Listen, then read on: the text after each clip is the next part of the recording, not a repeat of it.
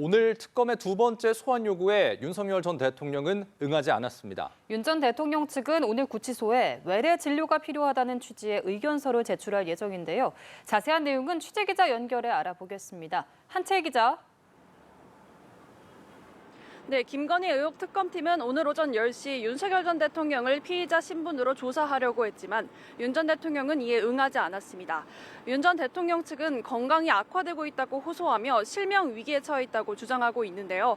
이 때문에 특검 조사를 받을 수 없다는 입장입니다.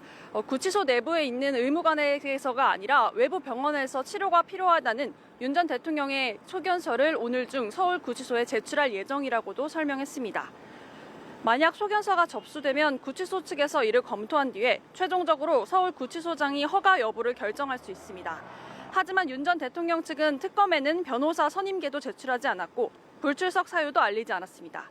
이에 윤 전 대통령 대면 조사가 필요하다는 입장을 고수 중인 특검은 윤 전 대통령이 불출석한 것으로 간주하고 향후 조치를 검토하고 있습니다. 그러면서 강제 수사 가능성도 언급한 바 있어서 두 차례 조사를 거부한 윤 전 대통령에 대해 곧바로 체포영장을 청구할 수 있다는 가능성도 제기됩니다.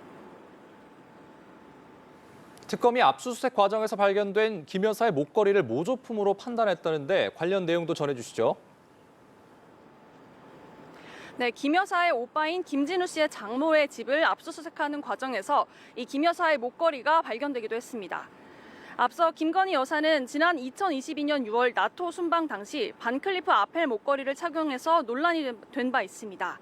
6천만 원이 넘는 목걸이를 재산에 신고하지 않아서 공직자윤리법을 위반했다는 의혹이 일어났었는데 김 여사 측은 해당 목걸이가 정품 가격의 30분의 1 수준에 불과한 가품이라며 보증서와 일련 번호도 없다고 주장하고 있습니다.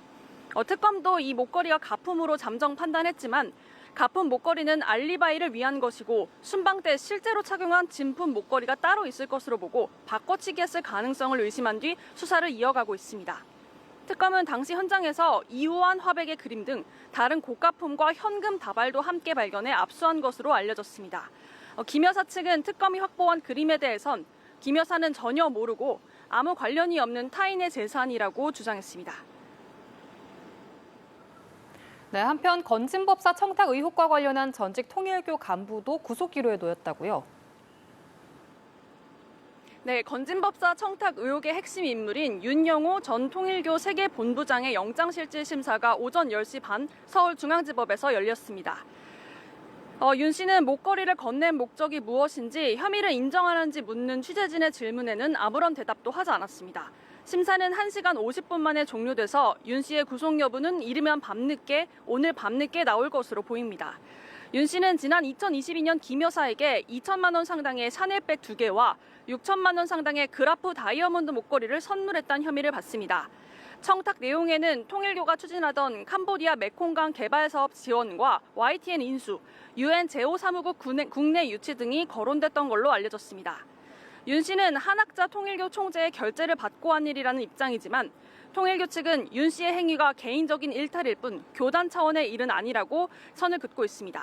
한편 특검은 변호사법 위반 혐의를 받는 이종호 전 블랙펄 인베스트먼트 대표도 세 번째로 불러 조사하고 있습니다. 지금까지 김건희 의혹 특검 사무실 앞에서 연합뉴스TV 한채입니다.